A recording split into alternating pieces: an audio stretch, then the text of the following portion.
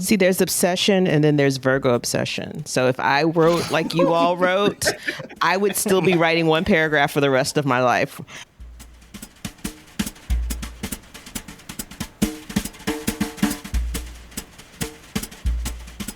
Hi, Deesha.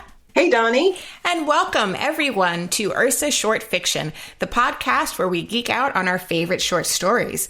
I'm Dawnie Walton, author of the final revival of Opal and Nev. And I'm Deesha Philyaw, author of The Secret Lives of Church Ladies. As always, the show is produced with support from you. Become an Ursa member today by going to ursastory.com/join. You'll get exclusive bonus episodes and you'll help fund future stories and conversations.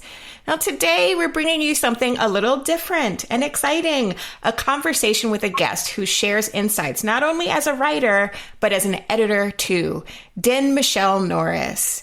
So in this conversation, we talk about Denne's incredible story, I Know How This Dream Ends, and we get the scoop on her upcoming novel.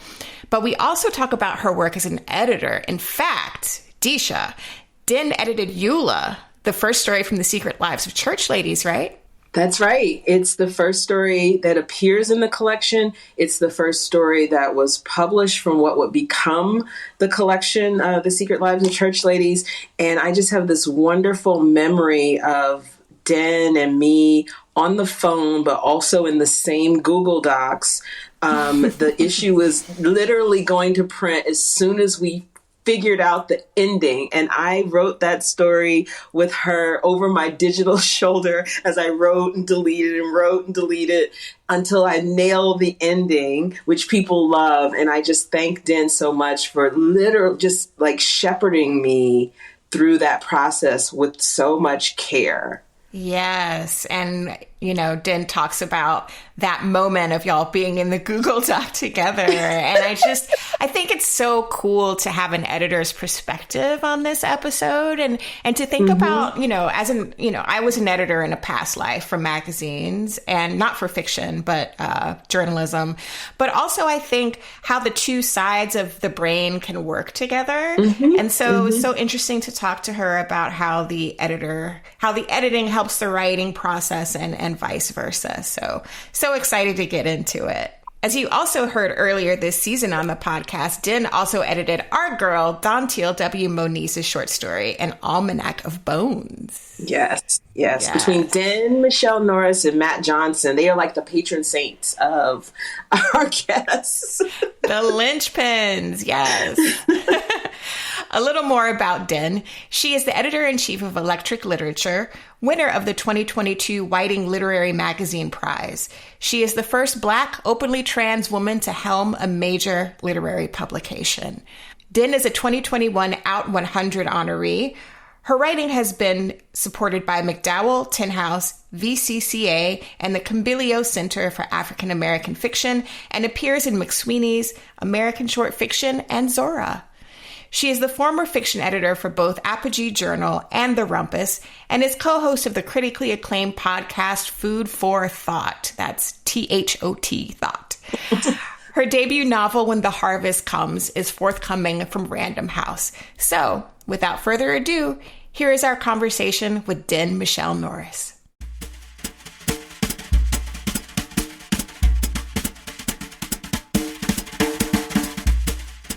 Michele Norris, what a joy to talk to you today. Hi, thank you so much for having me. I'm so excited to be here. I'm a huge fan of Ursa and the two of you, and this is just such a pleasure.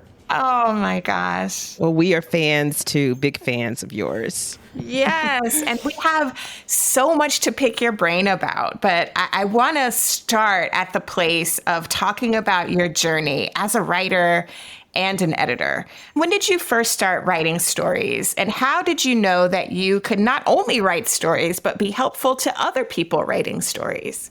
Like many writers, I was writing stories from a very young age. I would just write them in those little college ruled Mead notebooks. If you remember those, they had the black and white cover. Yes. I always tell people I wrote my first novel in one of those. It was 42 pages long. I was 12 years old. Yes. It will never see the light of day. But I just wrote and wrote and wrote as a kid, but I didn't really think anything of it in terms of a career. And then when I started my schooling, my college schooling, I'd had some teachers in high school who had said I was a good writer and I should like take some creative writing classes in college. So I just was like, I'll do that. I'll like take some classes and just like enjoy it. And I took a few workshops. I always had good feedback, but I just sort of thought of it as a really fun thing to do, just another way of like stretching my brain. And when I graduated college in 2008, the economy was terrible. It was the recession. And I had an English degree from a liberal arts college. It was really hard to get a job. And so I started writing because I'd had an idea for a novel that I thought I would write when I retired from being like a lawyer or something. And by the end of the summer after college, I had written a short story and I read it over immediately. And I was like, this is awful. This is so terrible. But I loved every minute of doing it. And so I think I want to be a writer and I'm going to try to like do this. And I gave myself 5 years to publish anything. And I said, if I didn't publish anything within 5 years, I would go to law school. And lucky for me, I did publish my first short story 4 years later. And it was my time in grad school at Sarah Lawrence where I started to realize that I could be, that like what I thought about stories and my assessment of them was useful to writers, because when I was in grad school, the first semester I left school for a month. My father passed away very suddenly and I was out of school for a month. And all of my professors were like, everyone is asking where you are and they miss your contributions to their stories. Oh, wow. They miss your feedback. They think that you're really valuable and they miss you being there. And so I thought, oh, this might be useful. And they had a lit mag at Sarah Lawrence for the grad students that we got to run. And so I worked as a reader and then as the assistant fiction editor on that magazine called Lumina while I was there. And that was where I began to realize that I loved editing, but I didn't think too much about it until a few years later after school, when the editors of Apogee Journal approached me to apply to be their new fiction editor. And I'm honored to be among the growing number of writers who can say that you helped us achieve their vision. So can you talk a bit more about that work of helping writers achieve their vision sort of more expansively? And it's really about community, writing community. And so can you talk about the role of community in your writing and editing lives and how you go about building community? Community is like, you know, the core of everything I think I do in the writing world, and every space that I try to be in. I'm trying to build community because the process of writing, for me at least, is so solitary that can be really difficult. And what happens is the process is so solitary, but so much of bringing writing into the world so that people can read it and enjoy it is not solitary. You need community for that. And my feeling also is that writing is such an act of the utmost generosity, and so is editing in the same way, because you're really doing this for other people in certain ways. And so community is central to that. And I always like to tell people that community is how I've gotten to where I am in so many ways. The folks who started Apogee were the people who approached me to join their staff. And some of them were people I had gone to school with at Sarah Lawrence. And so they remembered the value that they felt I had brought to the classroom there and were like, you should be an editor. Like, you should be an editor here and join our team. And so for me, I feel like everything that I've done, community is at the sort of core of it. And when it comes to how I approach editing work, I feel as though I'm in service of the writer.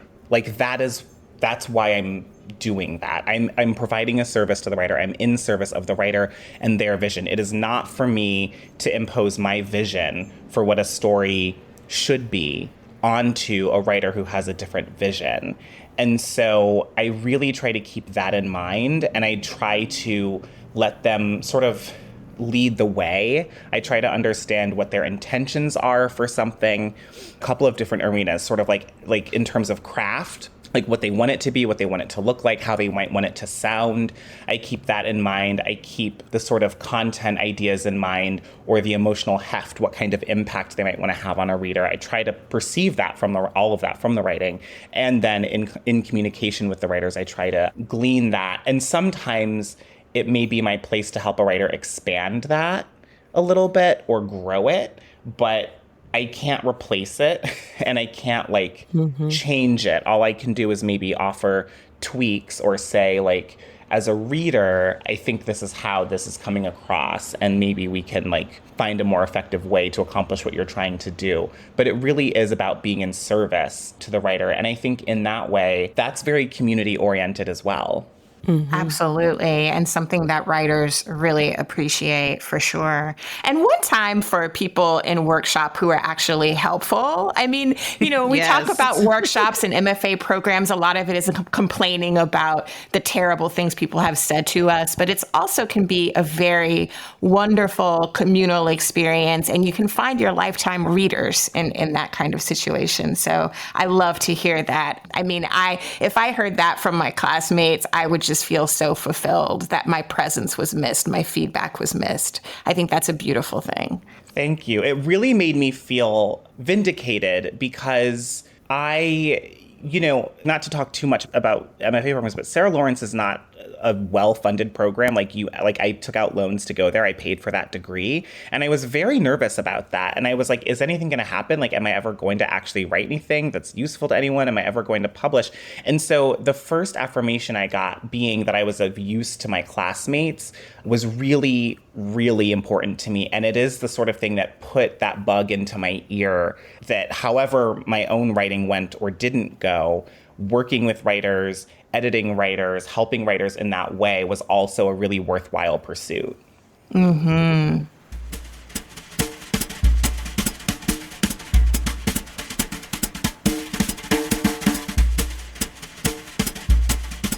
Well, I think we want to talk a little bit about Denne as writer. And we had the joy of reading several of your stories. One of them published in McSweeney's, a beautiful story called I Know How This Dream Ends.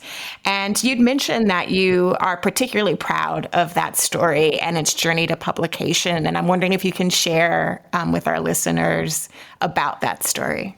Yes. So that story, I Know How This Dream Ends, is so, so, so dear to my heart.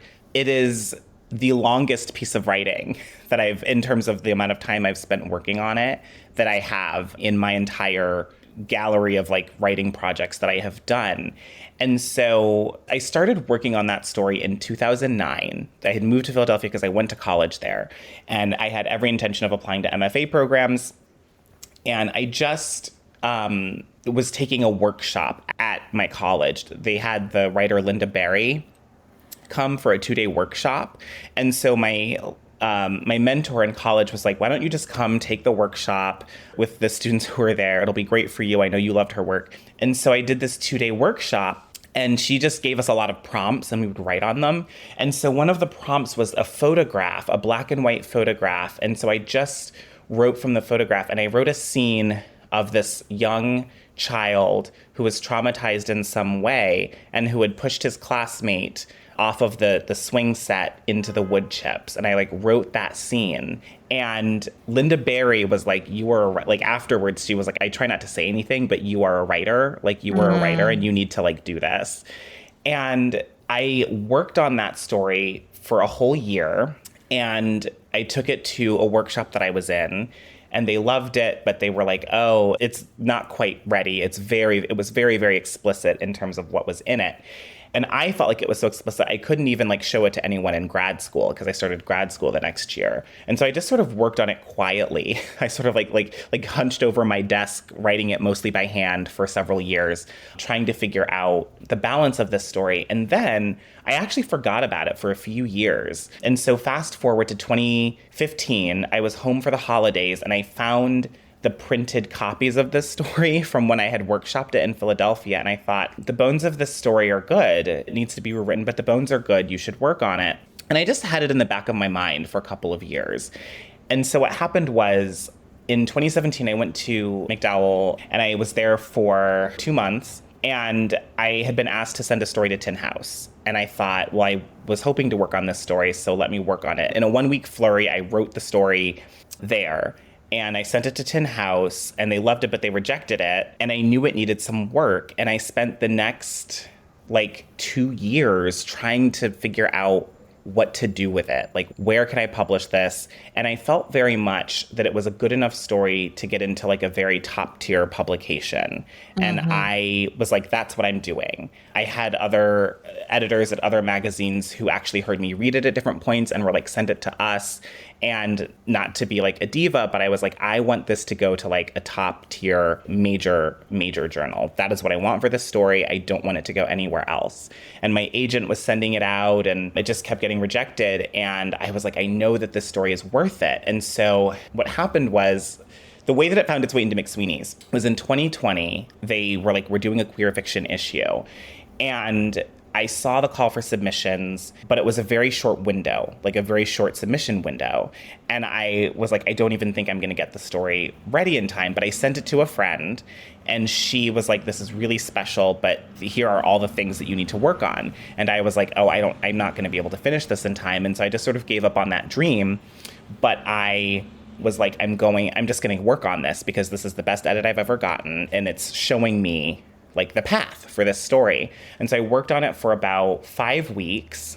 And then the editor of the queer fiction issue at McSweeney's, Patrick Cottrell, just emailed me out of the blue and was like, I'm a huge fan of your writing. I'm wondering if you'd submit something for the issue. And I said, I need a week, but I will have something for you. And so I worked on the story for the next week. And then I sent it to Patrick, and luckily enough, it was accepted. But it was this long and winding road. I'd been working on the story for 11 years, on and off, and it got so many rejections. But I really held tight to the fact that I wanted it to be at a particular kind of publication that had a particular sort of cultural relevance that people would know. And I wanted to get paid a certain amount of money for that story. And it took a really long time, but it got there. It got there just sort of magically, it felt like. And so for me, that story, I think about that process a lot because I tend to write slowly. It takes me a long time to finish projects and to get them to where I want them to go. I'm learning that this is just how I work. And it can be really hard when you are in the dark for so long about your work. You don't know how it's going to turn out, where it's going to be, what's going to happen. But for me, I feel like I learned the lesson that if I hold tight to my vision of where I want something to be and how I want it to go, I can get it there, even if I don't know how I'm going to get it there in that moment. I love that. So inspiring. So inspiring. 11 years. That makes me want to go back in my old files and those little things that I'm just like, right. let me take another look. Every once in a while I do. Every once in a while I go back and I look at stories that I wrote a long time ago. It's the only one that I've looked at and I've thought, oh, it had legs. But you never know. In the right mindset, you might look through something old and be like, oh, actually, I know what to do with this now. Yeah. And one quick follow-up about this story, too. As you noted, it's from the point of view of a very young child. And the narration to me just felt so pitch perfect. And as with most things that seem effortless in fiction, I imagine that you spent a long time kind of honing that voice. What advice would you give to writers who are working with child narration? Child narration I find it to be really difficult. It's not something I'm eager to do again. But I think the best way to approach it is to read work that is narrated by young people. And I don't even think it has to be necessarily, if you're writing something about a 10-year-old and it's in that voice, I think you could read something that's narrated by a teenager and sort of adjust based on that. But you really do have to get yourself into the frame of mind of how a child might think about something and how a child might speak on something. And I just think immersing yourself into work that does that is really helpful. So for me, I read and reread The Bluest Eye during that time, because that felt really relevant to me in terms of some of the things that the story deals with thematically. And I always felt like Toni Morrison, I've always felt that she does child narrators extraordinarily well. And she's really masterful in terms of understanding the line between, okay, the person who's reading this is likely an adult. The voice is that of a child. How do I manage both the voice of this child and also the knowledge that I, as the writer, get to dispense within the story? And what does the child know and understand? And what does the adult reader know and understand? And where is the porousness between those two things? And how do I navigate that? I think she's a master at it. So that's what I was thinking about a lot, which is why, again, I'm not eager to do it again. But, you know, if it comes up, I will.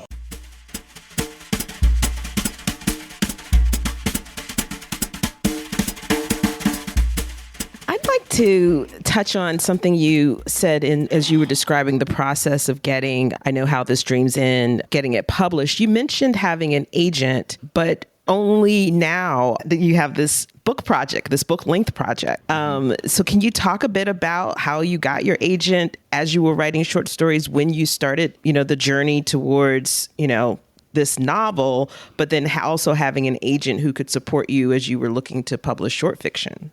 Absolutely. I will just say right off the bat, I adore my agent. I think he's amazing, and he really understands how to work with me psychologically. And that, I think, is really important. In terms of getting him, I was working on a novel at the time, and I've been working on this novel for about 10 years now at this point. And I've recently finished it, but it was 10 years. And so the way that worked is that the year before I became the fiction editor at Apogee Journal, a friend of mine, Mimi Watkins, or Esme Michelle Watkins, became the fiction editor at Apogee Journal first. And she was really interested in publishing me there. And so she asked me to send her something. And I knew that they published excerpts of novels.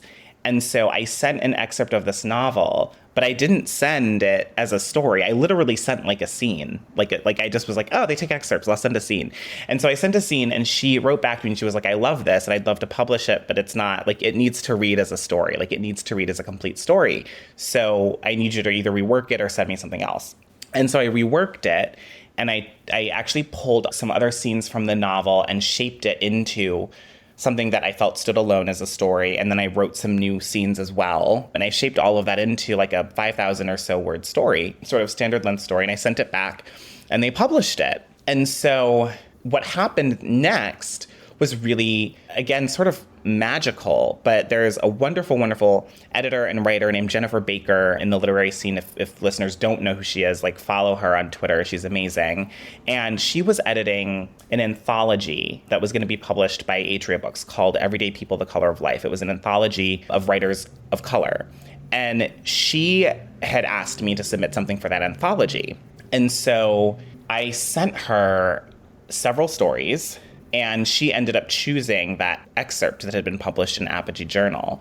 And so she published it in that anthology. That anthology, you know, ended up on the desk of some book editors. And so some folks became very interested in seeing my novel when they learned that that was an excerpt from my novel. And so once that happened, I decided that it was probably a smart idea to get an agent and not send editors my work without having representation. And so I sent that story to a number of agents, and they were all very interested, and I met with them, and I ended up choosing Robert, my agent, who I am obsessed with. But it just sort of happened that it found its way into the hands of people who recognized, you know, the writing and wanted to learn more from me. And so I was able to do that. And he was very clear. He said, I will submit short stories on your behalf as well. Like, if the novel's not ready, he was like, I'll submit short stories, nonfiction pieces, essays, profile pieces, whatever you want or need to do. I'm here to help you with that. And I think, you know, most agents, generally in my experience and from what I hear about, feel that way, and will help writers do that if they're able to, you know, sign with the agent before a book is done. And I think it can be really helpful. I think it can be really helpful in building up a profile before your book is done. And I'm so glad you shared that, because I've been hearing from a lot of writers lately who that's not their experience with their agents. Their agents aren't even doing the things they're supposed to be doing for book projects, much less, for short form projects. And so, I feel about my agent the way you feel about your agent. And so I think it's so important for writers who are listening to understand that the experience that you're having with your agent, if it doesn't feel right and you feel like they could be doing more or should be doing more, know that, you're not asking for too much. Maybe you're just asking the wrong person if your agent isn't the type of agent that's willing to advocate and to represent all of your work and not just your book length projects. 100%. I think that I use the term rabbit a lot when I think about how I think an agent should be about their writers and their writers' work. It should just be this almost like never-ending enthusiasm and support and excitement and patience, because it does take time to do this work, but it should always be there. I have a friend who has not been thrilled with their agent recently, and the thing I always used to hear was, oh, they stick by me, even though I'm like maybe not as successful as we had hoped. And I was like, I don't know if that's necessarily the standard. I think we should be looking at whether your agent is doing everything they can to make you as successful as we think your talent says that you should be. Like, I think that's the key. But I think, like, I have only learned that nuance recently as I'm going through my own process with my book with my agent and with my short fiction with my agent. So there's like, one of the things that I feel like I'm learning is that there's so much that there's so many nuances to this business that it's hard to really learn until you're in it, even when you're in it. But that's why it's so important for spaces like this, writers like you two, editors like me, and writers like me, because we can open our mouths and share this knowledge to folks who are not in the positions that we're in order to help them get into the kinds of positions that we're in. Ashe, ashe, ashe. Finger snaps. Finger snaps. Absolutely. Yeah.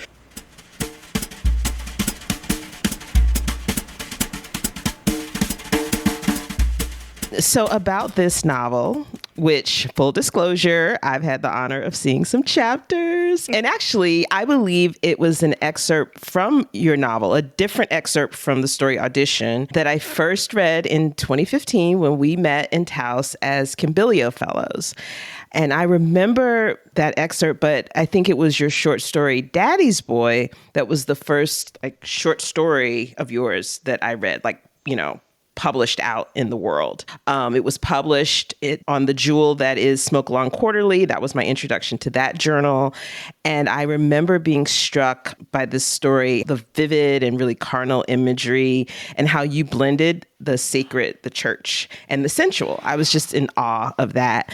And so I'm wondering if you could talk about the ways that you feel your short fiction writing has evolved from the time of that stories in terms of substance as well as craft and style.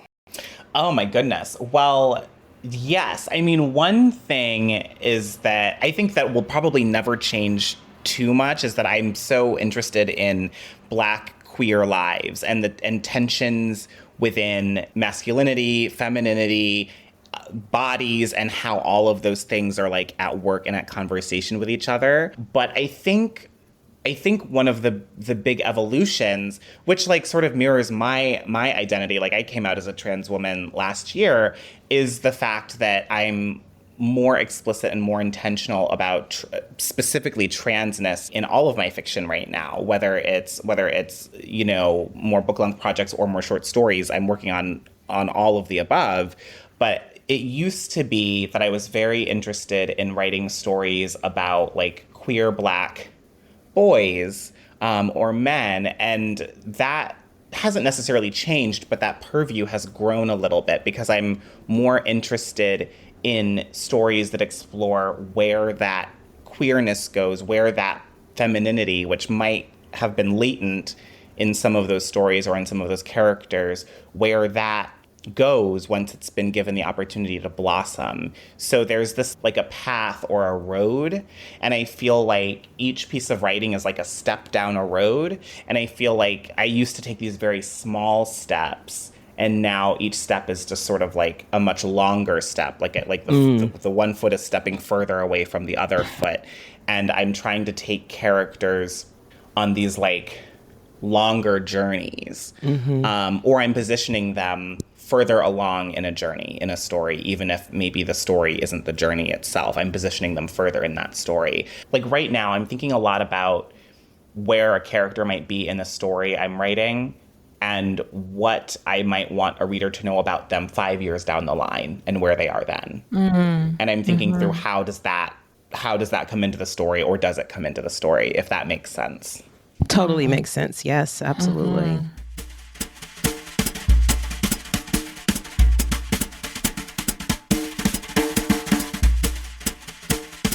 Thinking about your life as an editor. So for Electric Literature, you work on primarily essays as an editor.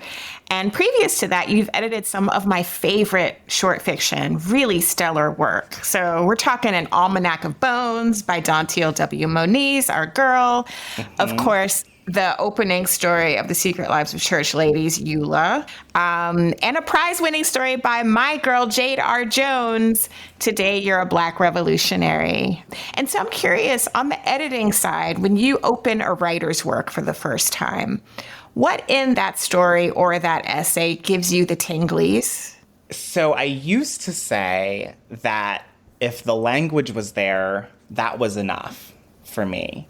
Because I'm so oriented, I'm so drawn in by really beautiful lyrical rhythmic writing that has a sound and writing that has its own voice. And I don't mean like a character's voice, I mean the words on the page, the syllables that are chosen, that they create their own voice in my ear as a reader. I'm very, very attuned to that, and I'm very interested in that. And I used to say that's all I needed. But now that I edit professionally and I edit like full time, that's not the only thing. I'm looking so much more now for a marriage of that element along with characters whose life on the page, I guess, is supported by that language, but that language is not the only reason why that character has real life on the page for me. I'm looking for like plot lines or narratives, even though not everything has to have a plot specifically, but I'm looking for plot lines or narratives or questions that will linger for me. And I'm not necessarily looking for stories that give answers as much as I'm looking for stories that spurn further questions or that give answers that I can sit with for a long time because I want a story to linger. I will never forget when I read Jade Jones's story for the first time. I'll never forget when I read Eula for the first time, or Dontiel's story. Those stories are like so memorable for me. So I need some sort of like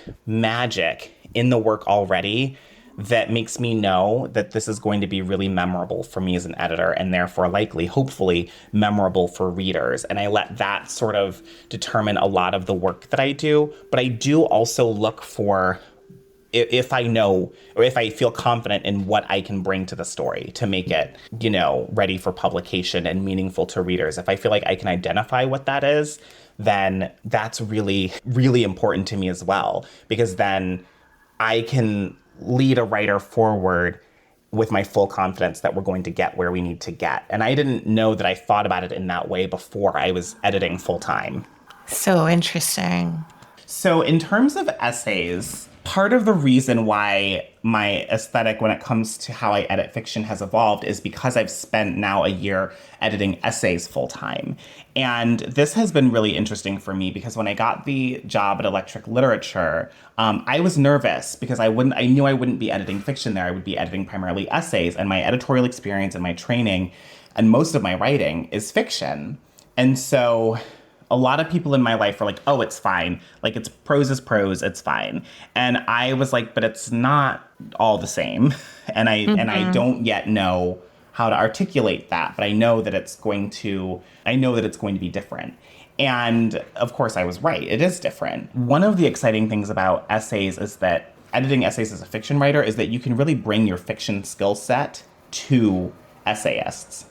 Because a lot of times essayists get caught up in, because they're writing something they're likely writing something that has happened, or they're drawing from real experience. They often feel the need to, for example, present everything in chronological order. There's a certain logic to it. And then when you're working for a publication like Electric Lit, we have a certain vision that we're looking for with essays to make them an electric lit essay. And it can be easy to fall into a sort of rhythm of doing like the same thing over and over again. And so I found that bringing a more fiction-oriented like mindset to writers who are working on essays, so like having them put certain things in scene that maybe are not in scene, but having them put them in scene, like these kinds of things can make the essays really exciting and really jump up off of the page for readers. And so that's been really exciting. But the other thing that took me a little longer to figure out, but I've been thinking deeply on this summer, and sort of doing some reading on this summer, is the idea that because when we're dealing with like essays and memoir, we're dealing with things that have actually happened, we're dealing with actual people's lives, there's an idea that, for me, that I'm looking for how something functions in the world as a piece of nonfiction writing in a way that I don't have to be as concerned when it's fiction. I'm not saying there's no concern, because there definitely is.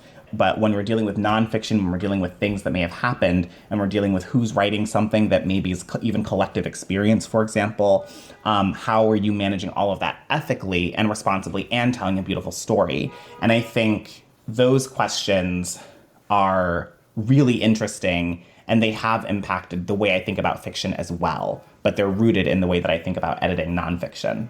It's so interesting because, in my life before fiction writing, I was an editor, a journalist, and working for magazines. And I really do feel like the mindset that I took from that sort of helped with certain things in my fiction, like getting to the questions, like earlier, getting to the meat of the thing a little earlier, having a sense of propulsion, and kind of like always kind of keeping the whole in mind as I'm moving through the parts. And so I love kind of like thinking about, like, yes, these are two different things, but each knowledge of each can sort of help you with the other. 100%, 100%. I just feel like now I want to like sort of shout from the rooftops that it's so important for writers to consider and try writing across genre in different ways, because it is all helpful. Like all of it's helpful, even when you think it's not. Absolutely.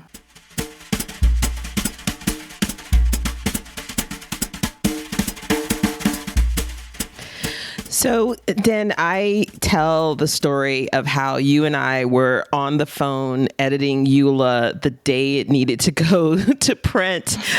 We were in a shared Google Doc. You could see me trying to write and rewrite that ending, deleting and then trying it again. And then we finally nailed the ending together. And that's just always going to be one of my favorite memories. And I am a writer who loves and embraces revision. I believe that what Toni Morrison said is true, that the revision process, that part is the best part. That's the part she was most enthusiastic about. I hate drafting. I love revision. And so for that reason, editors tend to like me because, I don't fight them. But I'm wondering how you work with writers who are resistant to revision, or maybe you don't. Maybe you just send them packing. So alternatively, what advice do you have for writers who might be resistant? But if you do work with writers who are resistant, how do you handle that? So I have to say, I've been pretty lucky in my personal experience as an editor. I've rarely had writers who are resistant to edits. I've had writers where I suggested edits and they didn't take those edits, but they identified something else that was the reason why it wasn't working, and then they fixed that. That has happened. I think that happened with an Almanac of Bones, actually. I think there was an edit that I may have suggested, and I think Don Teal was like, I don't know if that's right, but let me do this instead, and then it like solved the problem. But I'm lucky enough, I think once an editor is working with you at a publication, you're so close to being published that maybe that's why, but for the most part, I don't encounter writers who are too resistant, usually because by that point they've been published enough. I think that they have learned that revision and edits are really helpful. I often find that the writers who are most resistant to feedback are writers who have not published and have not gone through that experience yet. So my advice for writers is to allow yourself to consider the feedback. Just simply sit in it and trust your editor, because, just as I said that writing is an act of generosity, editing is an act of generosity. And an editor's only intention is for your piece of writing to be as successful as it possibly can. That is the intention, and it benefits everyone involved. It benefits them, and it benefits the publication, and it benefits you as the writer. And so for me, it's always been easy because I also love revising. I'm much like you. Like, I don't really care for drafting. It takes me a long time. But when I get to revise and when I get to rewrite and then revise and edit, that's where the joy is for me. So my advice is always just to like think well of the person who's editing your work and think well of their edits. And they may or may not be the right edits. Really, edits and suggestions are just a window into the vast opportunity that a writer has to address something that isn't working. Usually, a suggestion is just that. It's a suggestion, and it's just one suggestion. But there are many things that you could do. And for me as an editor, I'm always trying to make a suggestion that will, if it doesn't ring true for the writer, it will push the writer's mind into another direction that will yield something that is the right thing that they will figure out. And so I think that's often the intent. And if you think about that, like if you think about it that way, suggestions and edits are possibilities. And more possibilities is always a good thing, right? Like in life, in art making. And so that's how I think of it when I receive that. And that's how I encourage writers who maybe have a hard time with feedback to think about that as well. These are just possibilities, and this is creativity. You have a whole creative realm that you can pull from to work on your writing to make it as good as it can be, as strong as it can be. Thank you. Right. Yeah.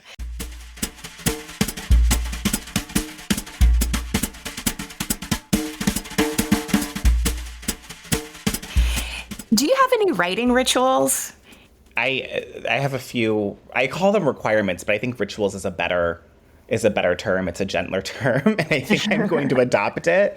I have to be at a desk or maybe like a kitchen table if I'm in a pinch, but like I need a surface that I can be at. I usually need to be as by myself as I can be in a room with the door closed. I almost always, I would say 98% of the time, occasionally when I'm editing, I may not, but most of the time I play music when I'm writing.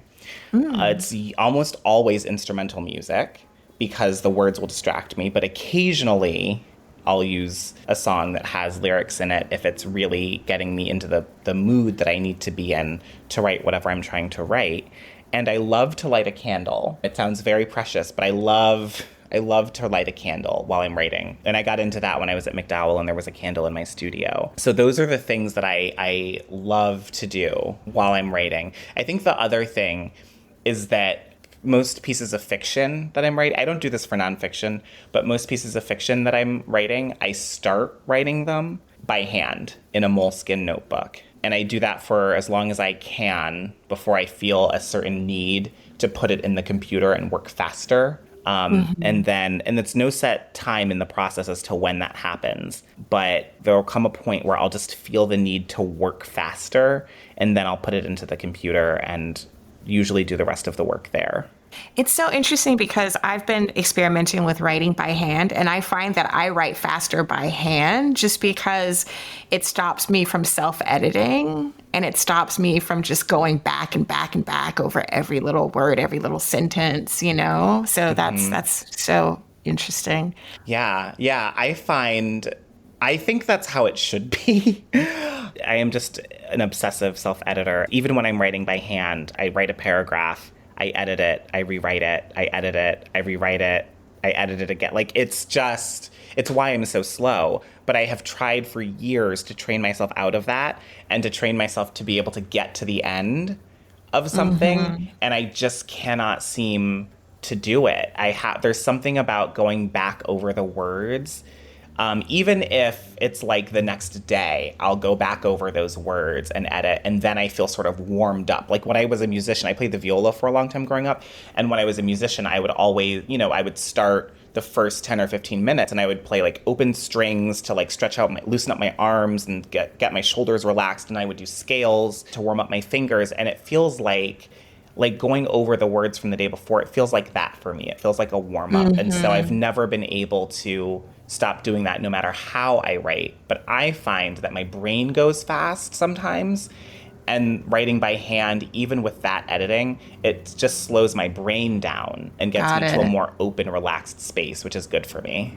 Yeah. And I'm slow like you and, you know, because of the self-editing, but I try to make myself feel better about it because sometimes there's just like your process, you know what I mean? Yes. And I do think that although I'm slower in a first draft, it's cleaner by the time I reach the end. And so I'm not doing like draft after draft after draft. I have like a pretty solid draft by the time I finally reach the end. Is your process sort of similar in that way? 100%. 100%. And I will also say that in terms of work going on submission, I typically receive feedback from editors about how clean and polished the writing is and how much they appreciate that and that really impresses them too because of that. And I know that it's because of that work that I put in and that time I put in.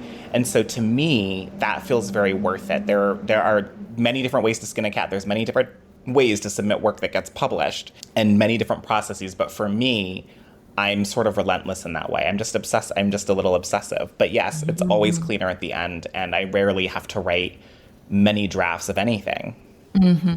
See, there's obsession and then there's Virgo obsession. So if I wrote like you all wrote, I would still be writing one paragraph for the rest of my life.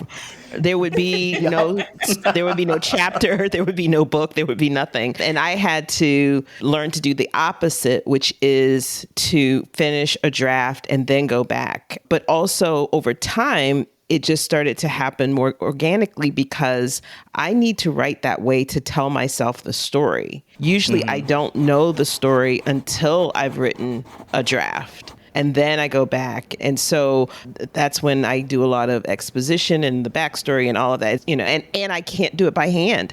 And I say can't. I don't do it by hand, but I have been telling myself that at some point, just to get my brain working in a different direction, I'm going to try to write by hand for a day and see what happens. Because I have lost the ability, like my brain has been completely rewired by using a laptop. And I don't know that that's a good thing. So yeah, so I love what you said, Den, about the process is the process. Like it's whatever works for you. And sometimes it's not helpful when people are prescriptive. So I love that we all have, you know, there's some things that are similar in how we work. And then there's some things that are different, but the work gets done, right? But the work gets done. And that's the thing is like, it's so hard to finish anything that like whatever gets you to the finish line, that's how you do it. And my dad growing up would always say to me, slow and steady wins the race about like everything in life.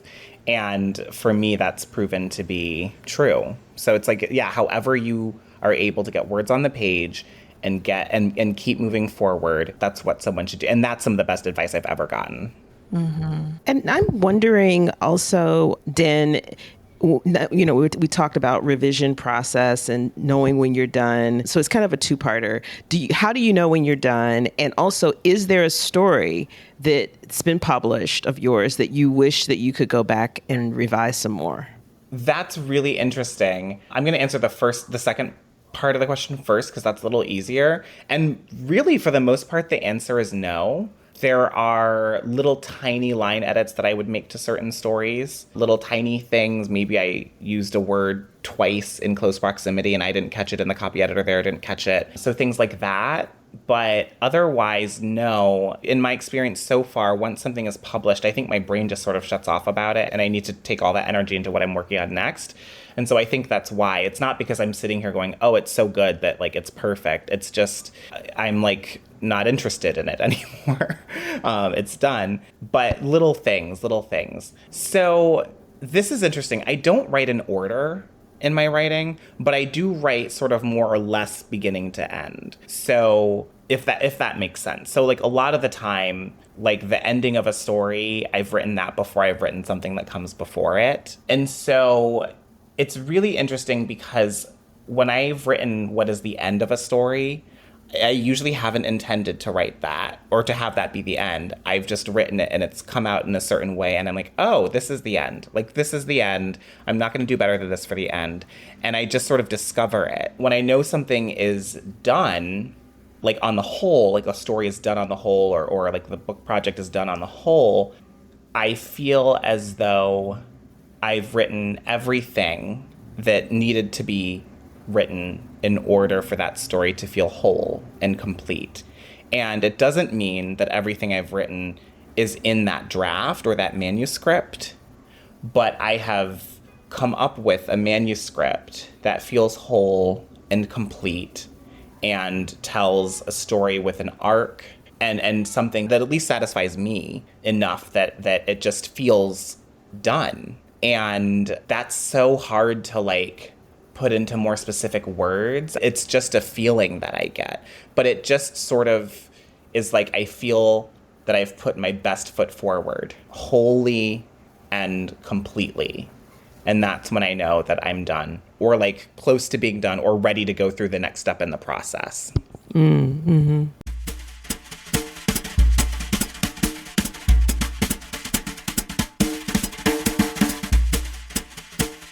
Any collections that you've loved recently, or what's your favorite short story collection? Oh my gosh. Okay. This wasn't recently published, but I read it recently and I can't stop thinking about it. There's a short story collection by James Baldwin called Going to Meet the Man, and it includes the story Sunny's Blues. And I feel like Sunny's Blues, like, you know, I feel like so many people have read. It's like such a, you know, renowned story. But there are so many other stories in that collection that are extraordinary. And I feel like no one ever talks about that collection. They just talk about Sunny's Blues. And there's like a bunch of stories that are incredible, including the title story at the end. And so I'm always in awe of that collection. I think it's absolutely, absolutely extraordinary. I recently read also, again, it's been a few years since it was published, but I recently finally read Friday Black by Nana Kwame Adjei-Brenyah. Yes. Yes. Just completely brilliant, completely amazing, completely incredible, stunning stories. Danteel's collection, Milk, Blood, Heat, is just absolutely extraordinary, and I can't stop thinking about it. I'm obsessed with Deesha's collection, as everyone knows. Thank you. Secret Lives of Church Ladies. I think for a few years I didn't read many collections because I was so focused on my novel. So I'm going back and reading collections from a few years ago. But Leslie Nneka Arima's story collection, What It Means When a Man Falls from the Sky. And that has these speculative elements that I loved so much that it inspired me to start to try and write speculative fiction, which I had never done and had said I would probably never do. I think that it's an extraordinary collection. And so that's another one that I'm absolutely obsessed with. And then the last one I'll say, and again, this is a few years old, but Roxane Gay's collection, Difficult Women. I really loved some of the stories in that collection. And there's a sort of like accessibility to her stories that I find really valuable when I'm working on something that feels modern, that feels of today. There's just something about them that feels sort of beautifully everyday, beautifully mundane. And as a writer, I sometimes appreciate that it allows me to write things without always trying to sort of like be over the top with certain craft elements. And so I returned to that collection for some of those reasons.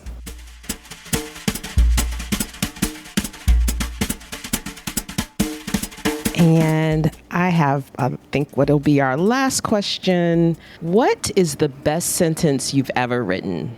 Oh my gosh. I guess I don't know if it's the best or not, but I really love the third sentence in my novel, which it's also the third sentence in that story, The Reverend, that was published in Apogee, or it was retitled in Everyday People, The Color of Life. It was called Last Rites. And so the third sentence it's this: lights will rise from darkness like seraphs, dancing red and blue. And I really love that sentence that I wrote. Yes. Beautiful, and a beautiful image to end this wonderful conversation on. Thank you again, Den, for being here with us today. It's been a treat talking with you. Thank you so much for having me. It was such a treat to chat with both of you and to talk short fiction. And I'm such a huge fan of this show. Thank you. And we can't wait for your novel to be out in the world. I know. In whatever time it takes. Whatever time it takes. Thank you.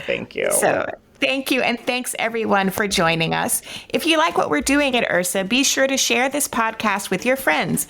And if you'd like to support us directly, become an Ursa member by going to ursastory.com/join.